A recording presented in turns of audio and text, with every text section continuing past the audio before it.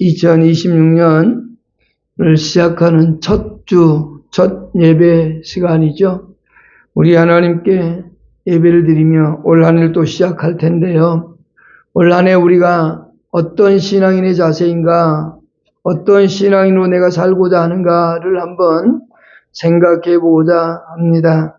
참된 신앙인의 자세 또는 내가 참된 신앙인이 아닌 불신과 두려움 속에 살아가고 있는 그런 신앙인의 삶인가를 되돌아보고자 하는 것입니다. 오늘 본문은 우리가 어쩌면 너무도 익숙하고 잘 아는 그런 내용이죠. 이스라엘 백성들이 애굽에서 나와서 이제 광야길을 걸으면서 가나안 땅을 향해 가고 있는 중에 가나안 땅을 가기 위하여서 먼저 정탐꾼 12명을 각 지파에서 한 사람씩 뽑습니다. 그 12명의 사람을 뽑는데요. 보통은 그 지파를 대표하기 때문에 조금 지혜롭고 신앙이 있고 또 남보다 탁출하거나 뛰어나다라고 할 수 있는 사람을 뽑습니다. 그러니까 여기 12명은 그래도 그 지파에서 야 너라면 우리 지파를 대표할 수 있을 거야 라고 할 수 있는 사람들이 뽑혀서 가나안 땅을 정탐하고 돌아오는 겁니다. 그런데 정탐을 돌아오고 백성들은 그 12명 중에 10명은 부정적인 얘기를 하지요. 그때 갈렙이 먼저 백성들을 안심시킵니다. 모세 앞에서 백성들을 안심시키면서 하는 말씀을 먼저 우리 읽어보겠습니다. 민수기 13장 30절을 먼저 보겠습니다. 같이 읽겠습니다. 시작. 갈렙이 모세 앞에서 조용하게 하고 이르되 우리가 곧 올라가서 그 땅을 취하자 능히 이기리라 하나. 갈렙은 그 땅을 우리가 가서 취하자 능히 우리는 이길 수 있다 이렇게 말을 하지요. 그때 나머지 10명의 사람들은 어떻게 한가 한번 보십시다. 31절을 읽어보겠습니다. 그와 함께 같이 읽겠습니다. 시작. 그와 함께 올라갔던 사람들은 이르되 우리는 능히 올라가서 그 백성을 치지 못하리라. 그들은 우리보다 강하니라 하고. 여러분, 갈렙은 분명히 이길 수 있다고 얘기했고 근데 10명은 아닙니다. 못 이깁니다. 라고 얘기한단 말이에요. 그러면서 더욱더 악평을 늘어놓습니다. 32절과 33절을 한번 보십시다. 같이 읽겠습니다. 시작. 이스라엘 자손 앞에서 그 정탐한 땅을 우리가 두루다니며 정탐한 땅은 그 거주민을 삼키는 땅이요 거기서 본 모든 백성은 신장이 장대한 자들이며 거기서 네피림 후손인 아낙 자손 보았나니 우리는 스스로 보기에도 메뚜기 같으니 그들이 보기에도 그와 같았을 것이니라. 스스로 메뚜기처럼 연약한 자, 존전자로 여겨버리는 그들의 모습을 보죠. 10명은 똑같은 12명이 보고 왔는데 이 10명은 그 보고 온 땅을 악평을 늘어놓습니다. 그 땅은 거주민들 거기서 만약 살게 된다면 우리 다 죽게 될 겁니다. 그렇게 말하면서 또한 거기 있는 모든 백성들은 우리보다 신장이 월등히 큽니다. 라고 얘기하고 있고 거기에 네피림 후손인 아낙 자손들이 거하고 있습니다. 라고 얘기합니다. 네피림은 이미 노아 홍수 때 다 죽어서 없어졌습니다만 그들이 볼 때 그것처럼 그렇게 느꼈다는 겁니다. 그러면서 그들의 뭐라고 얘기하냐면 스스로 보기에 우리는 메뚜기 같다. 보잘것없다. 그들이 우리를 잡아서 먹어 삼킬 것이다. 라고 스스로 그렇게 자평을 해버리고 맙니다. 우리는 그 가나안 땅을 절대로 정복할 수 없습니다. 만일 우리가 간다면 거기서 우리는 분명히 메뚜기처럼 그들에게 잡혀서 먹히는 존재가 될 겁니다. 이렇게 말하고 있죠. 이들은 사탄이 심어놓은 불신과 두려움에 의해서 부정적이고 불평한 모습을 얘기하면서 사실상 가나안 땅을 정복한다는 것은 절대로 이루어질 수 없는 불가능한 땅입니다. 이렇게 고백하고 있다라는 거죠. 그렇게 정탐꾼들이 보고하니까 갈렙은 반드시 이길 수 있다 이 보고를 했고 그런데 나머지 10명은 저 부정적인 얘기를 하니까 백성들이 어떤 반응을 보일까요? 14장을 한번 보십시다. 이제 14장 1절로 4절을 한번 보겠습니다. 시작. 회중이 소리를 높여 부르짖으며 백성이 밤새도록 동고하였더라. 이스라엘 자손이 다 모세와 아론을 원망하며 온 회중이 그들에게 이르되 우리가 애굽 땅에서 죽었거나 이 광야에서 죽었으면 좋았을 것을 어찌하여 여호와가 우리를 그 땅으로 인도하여 칼에 쓰러지게 하려 하는가? 우리가 처자가 사로잡히리니 애굽으로 돌아가는 것이 낫지 아니하리라. 이에 서로 말하되 우리가 한 지휘관을 세우고 애굽으로 돌아가자. 아멘. 자, 백성들의 모습은 밤새도록 통곡하는 소리가 들립니다. 아니, 왜 우리를 애굽에서 그냥 살게 내버려 두지? 이 살다가 죽게 내버려 두지. 이곳에 나와서 죽게 만든단 말인가? 그렇게 원망하고 불평하고 이제 우리가 만일에 저 가나안 백성과 싸운다면 우리의 저 아내와 처자식들은 잡혀서 모진 고난을 당할 것인데 차라리 애굽에서 죽었으면 더 좋았을 텐데. 그러면서 서로 말합니다. 우리 모세와 아론이 지도자이지만 이제 저 지도자를 배격하고 우리가 새로운 장관을 하나 세우자. 새로운 지도자를 하나 세워서 우리 애굽으로 돌아갑시다. 반역을 지금 꾀하고 있는 겁니다. 지금 가나안 땅을 하나님이 약속하고 그것을 주겠다고 약속했는데 그들은 보이는 환경만 보여진 겁니다. 그들이 눈으로 본 환경, 하나님의 약속은 어디 온데간데 없습니다. 하나님께서 약속하고 하나님이 인도하심을 그들은 눈으로 보았고 그들은 경험했음에도 불구하고 그들은 전혀 하나님의 역사하심에 대한 기대감은 하나도 없다라는 겁니다. 그저 우리가 죽게 생겼으니 지금 우리가 여기서 죽느니 차라리 애굽으로 다시 돌아가서 종살이하며 살자. 그렇게 이야기하고 있습니다. 그때 모세와 아론 그리고 여호수아와 갈렙 이 사람들의 모습을 보시죠. 여기 아론과 모세는 어떤 행동을 하고 있는지 그리고 여호수아와 갈렙은 애통한 마음으로 백성들에게 호소하는 모습을 보여주고 있습니다. 그런데 여기서 먼저 우리가 결론부터 보고 가시죠. 이 백성들이 원망하고 불평하는 소리를 들었을 때 지도자의 그 불신의 말을 들은 자들의 결말은 과연 어떻게 되었을까? 지도자가 정말로 불신의 말을 하고 두려움의 말을 하고 신앙인의 말을 하지 않을 때 어떤 결과를 만나느냐? 민수기 14장 36절 37절을 먼저 보고 가겠습니다. 민수기 14장 36절과 37절을 우리 다 같이 읽겠습니다. 시작. 모세의 권위를 받고 땅을 정탐하고 돌아와서 그 땅을 악평하여 온 회중이 모세를 원망하게 한 사람 곧 그 땅에 대하여 악평한 자들은 여호와 앞에서 재앙으로 죽었고 결국 이 원망의 말을 들었던 그 10명의 지도자들의 말을 들었던 사람들 그들은 어떻게 돼요? 하나님 앞에서 죽음을 당하죠. 결국 우리가 살아가는 이 세상이라는 무대 속에서도 마찬가지입니다. 어떤 지도자가 어떻게 가르치면 어떤 신앙관을 가지고 살아가느냐? 모세와 아론의 말을 들었다면 여호수아와 갈렙의 말을 들었다면 그들은 가나안 땅을 들어갔을 겁니다. 애굽에서 광야 생활 40년의 그 고난의 시간도 없이 가나안을 정복할 수 있었을 겁니다. 그러나 그들은 돌아가지 못했습니다.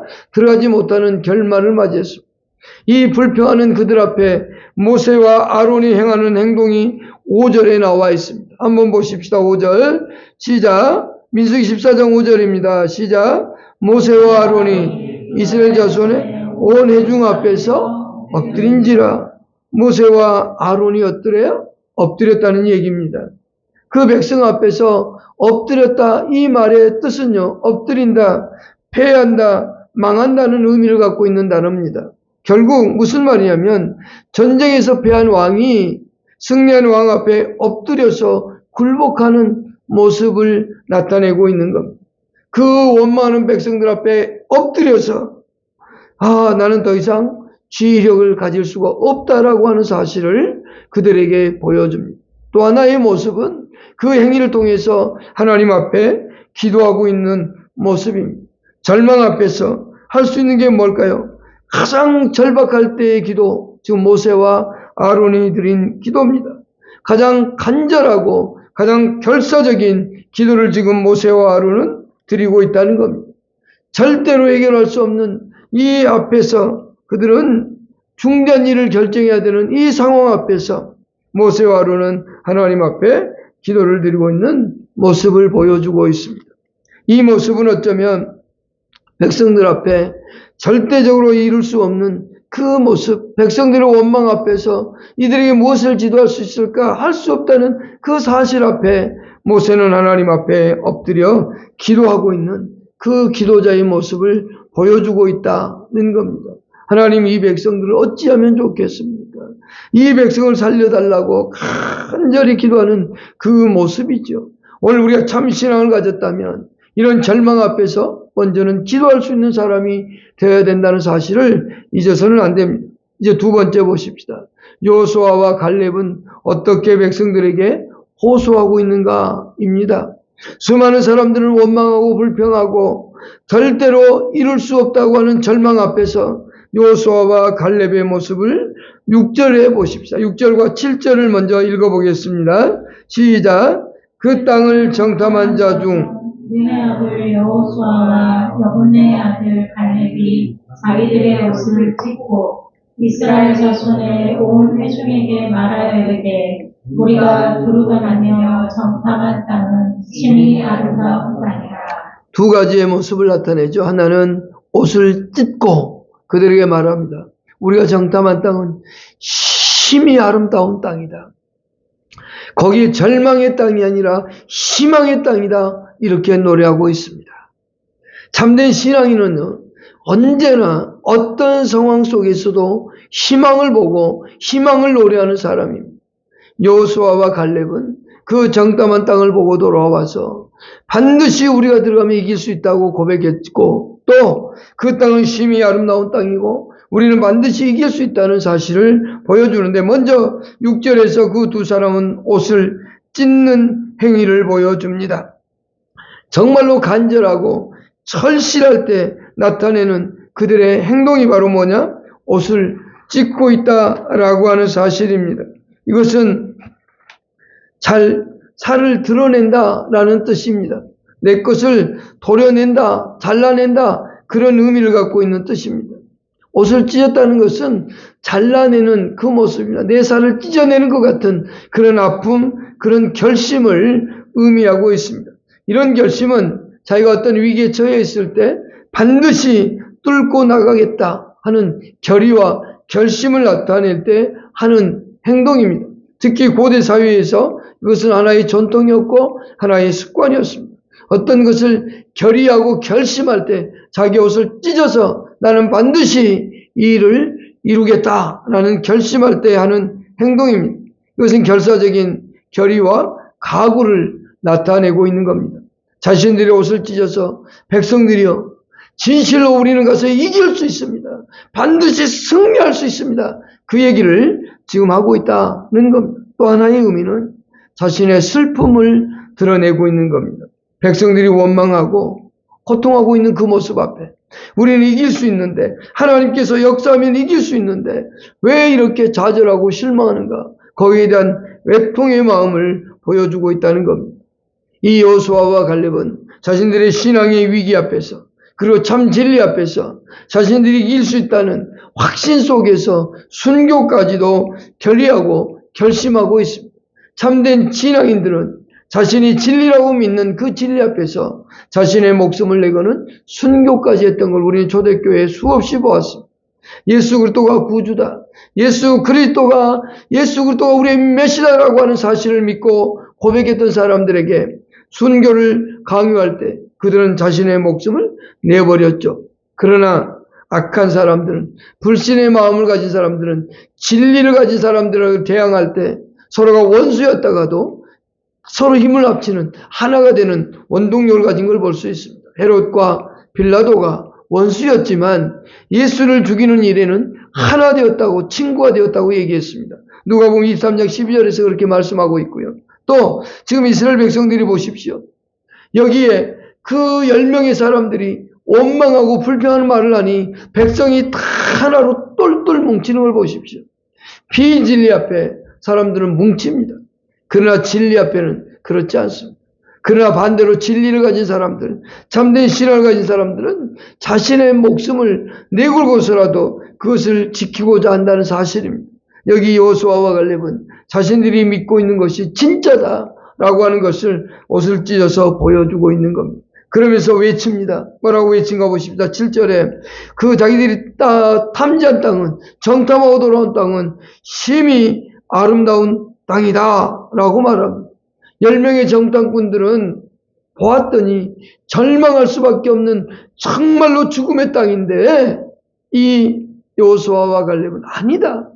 심히 아름다운 땅이다. 하나님이 주시기로 약속한 땅이다. 그렇게 말하고 있습니다. 그들이 볼 때, 10명의 사람들이 볼 때는 죽음의 땅이지만 이 여호수아와 갈렙에서 볼 때는 야, 하나님께서 이루실 놀라운 땅이구나. 이걸 보는 겁니다. 우리 신앙인들은요, 언제나 무엇을 보느냐라고 할 때 희망을 봐야 됩니다. 제가 산동에 처음 갈 때 성도 3명 있었습니다. 그때 갈 때 전 뭘 보고 갔냐면 가서 결정을 했습니다. 딱 하나를 봤습니다. 무엇을 봤느냐? 거기에서 희망을 봤습니다. 내가 여기 오면 하나님이 놀라운 복을 주실 거다라고 하는 희망을 보았습니다. 그래서 지금까지 잘 살아가고 있는 겁니다. 여러분, 우리가 볼 때 사람들은 절망을 보지만 우리는 희망을 볼 수 있어야 됩니다. 그것이 우리 그리스도인들의 삶의 모습입니다. 여기 여호수아와 갈렙은 그 가나안 땅을 볼 때 정말 하나님이 약속한 젖과 꿀이 흐르는 땅이라고 하는 사실을 보았다는 겁니다. 그래서 8절에 그들은 이렇게 또 고백을 합니다. 백성들이 호소하죠. 8절 보십시다. 시작요. 여호와께서 우리를 그 땅으로 인도하여 들이시고 그 땅을 우리에게 주시리라. 이는 과연 젖과 꿀이 흐르는 땅이니라. 아멘입니다. 여기 하나님이 우리를 기뻐하시면 우리를 그 땅으로 인도하여 들이실 것이다. 이 10명의 사람들과 백성들은 자기들이 가서 싸워서 이기려고 생각을 했어요. 그런데 이 여호수아와 갈렙은 아니다. 하나님이 우리를 기뻐하시고 그러므로 인해서 우리를 인도해 드릴 것이다. 내 힘으로 들어가 싸워서 이기는 것이 아니라 하나님이 이곳에 우리를 이끌고 들어가실 것이다. 우리에게 주실 것이다. 라고 말이죠. 하나님은 이스라엘 백성들을 기뻐하셨습니다. 언제나 기뻐하시고 또 기뻐하셨습니다. 신명기 10장 15절에 여호와께서 오직 내 조상들을 기뻐하시고 그들을 사랑하사 이렇게 말합니다. 여러분, 하나님께서는 이스라엘 백성들을 기뻐하셨습니다. 다윗도 기뻐하셨고 이스라엘 백성들을 기뻐하시면서 그들을 인도하신다라고 말씀합니다. 그들을 하나님께서 이끌어 가시며 도우시는 하나님이라는 사실이죠. 오늘날 하나님께서 여러분들을 보실 때 보배롭고 존귀한 자라고 말씀하지 않아요. 시편 16편 3절에 있는 것처럼 성도들은 이 땅에서 존귀한 자들이라고 말씀하고 내 영광을 그들 가운데 두었다라고 말씀하면서 즐거워한다고 말씀합니다. 이사야 43장에서 말씀하기를 보배롭고 존귀한 자를 여러분들이라고 말씀합니다. 이스라엘 백성들을 그렇게 말씀하셨죠. 그러면서 그들을 인도한다고 말합니다. 여기 인도한다는 말은 그들을 들어간다라는 말입니다. 온다 간다 그런 뜻도 있고 들어간다 인도한다는 뜻도 있습니다. 다시 말하면 약속의 땅에 이끌고 들어가시겠다라고 말씀하고 있는 겁니다. 이스라엘 백성들 스스로 들어가라고 말하지 않습니다. 내가 가서 먼저 싸우겠다는 겁니다. 여호수아 6장에 보면 5장에 보면 이스라엘 백성이 가나안 땅에 가서 전쟁을 시작하려고 할 때 먼저 여호와 군대 장관이 나와서 그들 앞에 서지요. 그때 여호수아가 이렇게 말해요. 당신은 우리를 위한 겁니까? 가나안 백성들을 위한 겁니까? 그랬더니 내가 여호와의 군대 장관으로 왔다라고 얘기할 때 여호수아가 엎드리죠. 그리고 여리고 성이 무너질 때 보십시오. 어떻게 무너뜨린가요? 이스라엘 백성들 힘으로 무너뜨린가요? 함성을 질렀더니 무너졌다? 아닙니다. 하나님께서 그들을 통해서 일하시고 있음을 보여주었던 것. 하나님께서는 그러한 일들을 이루시고 역사하시는 분이심을 우리에게 말씀해 주고 있다는 겁니다. 백성들에게 그 땅을 주시겠다라고 말씀하고 있죠. 8절에서 과연 그 땅이 젖과 꿀이 흐르는 약속의 땅임을 설명하고 있습니다. 백성들은 10명의 정탐꾼과 백성들은 죽을 수밖에 없는 땅이라고 보지만 하나님께서 이끌어갈 땐 젖과 꿀이 흐르는 땅이라고 말씀해주고 있다라고 하는 사실을 우리는 잊어서는 안 됩니다. 우리에게 하나님께서 역사하실 그 일을 우리는 기억하고 살아야 됩니다. 젖과 꿀이 흐르는 땅이라는 말은 단적으로 말하면 가나안 땅이 비옥하고 아름다운 땅임을 밝혀주고 있다라는 겁니다. 식물과 동물뿐만이 아니라 모든 것이 강건하고 복되게 하는 아름다운 땅, 그 땅이 바로 가나안 땅이라고 하나님께서 약속하셨습니다. 그런데 가서 보았더니 실제로 그렇더라라고 하는 사실을 설명하고 있는 겁니다. 여러분, 우리가 살아가는 이 세상 속에서 만나는 모든 환경들이 우리가 원하는 대로 되어지진 않을 겁니다. 그러나 우리에게 주신 삶이 하나님이 주신 희망의 날이구나. 정말 복되고 아름다운 날이구나. 내게 주신 직장이, 내게 주신 삶의 현장이 하나님께 주신 젖과 꿀이 흐르는 땅이구나라는 사실을 잊지 마십시오. 하나님은 그곳에서 여러분을 통해 일하고자 하신다는 사실, 그 사실을 꼭 기억하십시오. 그러면서 9절에 여호수아와 갈렙은 이렇게 또 호소합니다. 9절 읽겠습니다. 시작. 다만 여호와를 거역하지는 말라. 또 그 땅 백성을 두려워하지 말라. 그들은 우리의 먹이라. 그들의 보호자는 그들에게서 떠났고 여호와는 우리와 그들을 두려워하지 말라. 자, 첫 번째 여호와를 거역하지 말라라고 말합니다. 거기에 다만이라는 말이 있습니다. 여기 다만이라는 말은 오직이라는 뜻인데요. 지금, 바로 지금이라는 의미를 갖고 있습니다. 지금 바로 또는 이번만은 절대로 여호와를 거역하지 말라, 그런 말입니다. 그런데 여기 거역이라는 말은요, 배신하지 말라, 대적하지 말라, 그런 의미입니다. 결국 하나님을 저버리고 배신하는 행위를 하지 말라는 겁니다. 절대로 이번에 놓치면 이 기회 다시 오지 않는다. 이 기회를 잡으라고 호소하고 있는 겁니다. 지금 우리가 이 기회를 놓쳐버린다면 다시는 돌아오지 않는다. 지금 하나님을 저버리면 다시는 우리에게 그런 기회는 돌아오지 않는다라고 지금 호소하고 있다라고 하는 겁니다. 그러면서 그들을 향해서 뭐라고 말합니까? 두려워하지 말라라고 말합니다. 성경에 수없이 나오는 말입니다. 두려워하지 말라, 두려워하지 말라. 내가 너와 함께 하겠다라고 말씀하고 있습니다. 이것은 왜 그들에게 두려워하지 말라고 합니까? 그 가나안 백성들은 너희의 먹이라고 얘기합니다. 다시 말하면 밥이라는 뜻입니다. 우리가 반드시 이길 수 있는 존재입니다. 여러분, 밥을 먹는데 두려워하면서 밥을 먹는 사람이 있습니까? 아닙니다. 편하게 먹습니다. 다시 말하면 하나님께서 이미 전쟁에 이기게 하셨으니 전리품을 취하듯 가서 취하라, 그런 의미입니다. 그들은 너희의 먹이다. 이제는 내가 다 이겨놨으니 가서 전리품을 차지하라, 그런 의미인 겁니다. 그러니 두려워할 필요가 전혀 없다라고 말씀합니다. 그러면서 그들에게 하나 더 말씀하셨죠. 그들의 보호자는 그들이 떠났고 여호와는 우리와 함께 하시느니라. 임마누엘의 하나님을 말씀해주고 있습니다. 이사야 선지자가 전쟁과 잉태의 아들을 낳을 텐데 그 아들이 바로 임마누엘이 될 거라고 말씀하셨죠. 예수님께서 이 땅에 태어나셨을 때 임마누엘의 하나님이라고 말씀하셨습니다. 하나님은 지금 이스라엘 백성들과 함께 하고 있다는 사실을 기억하라고 말합니다. 백성들이 원망하고 불평해서 모세를 잡아 죽이려고 하고 여호수아와 갈렙 말은 듣고 있지 않지만, 그러나 하나님이 함께하고 있다는 사실을 잊지 말라. 여러분, 우리는 잊지 말아야 됩니다. 예수 그리스도에서 구원받은 여러분, 오늘 우리가 함께, 하나님이 함께하는 삶을 살아가고 있다는 사실, 오늘 우리와 하나님은 영원히 함께 살아가고 있다는 사실을 말씀하고 있습니다. 그러면서 또 한 번 그들에게 말씀하죠. 두려워하지 말라. 함께하니까 두려워하지 말라라고 강구하고 있다는 사실을 결코 잊어서는 안 됩니다. 언제나 이스라엘 백성들에게 함께하신 하나님, 저와 여러분들과 함께하는 하나님임을 결코 잊지 마시기를 바랍니다. 그때 10절을 보십시다. 이제 백성들이 어떤 행동을 취하는가 보십시오. 10절 보십시다. 온 회중이 그들을 돌로 치려 하는데 그때 여호와의 영광이 회막에서 이스라엘 모든 자손에게 나타나. 여호수아와 갈렙이 그렇게 호소하는데 나타나는 반응은 뭐예요? 돌로 치려고 하죠. 죽이려고 합니다. 여러분, 스데반이 그토록 아름다운 설교를 했고 하나님의 뜻을 전했습니다. 그때 백성들이 어떻게 해요? 마음에 찔렸는데 돌을 들어서 던져 죽이는 현상이 나타나죠. 참된 신앙인은요, 바르게 살아가려고 할 때 때로는 고난이 올 수 있습니다. 고통이 있을 수 있습니다.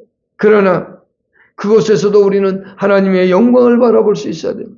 그럴 때 하나님의 영광이 성막에 임하였다가 이스라엘 백성들 가운데 하나님의 영광이 나타나는 걸 볼 수 있습니다. 이건 뭐냐면 진노하겠다는 겁니다. 이스라엘 백성들에게 하나님께서 진노하시는 하나님으로 나타나시는 겁니다. 그러나 우리는 이 상황 속에서 어떻게 살아야 되는 게 가장 옳을까를 생각해야 되겠죠. 하나님께서 민수기 14장 24절에 보면 갈렙의 믿음을 인정하는 걸 볼 수 있습니다. 한번 읽어보겠습니다. 시작요. 민수기 14장 24절. 그러나 시작. 그러나 내 종 갈렙은 그 마음이 그들과 달라서 나를 온전히 따랐은즉 그가 갔던 땅으로 내가 그들을 인도하여 드리니 그의 자손이 그 땅을 차지하리라. 비록 백성들이 돌로 치려 한다 할지라도 그들이 돌로 쳐서 죽이려고 하지만 하나님은 누구를 인정합니까? 갈렙을 인정해주고 있습니다. 우리는 사도 바울의 삶을 잘 압니다. 우리 고린도후서 11장 22절로 27절을 빠르게 읽어보십시다. 시작. 고린도후서 11장 23절부터요. 시작. 그리스도의 정신없는 말을 하거나 나는 그러하도다.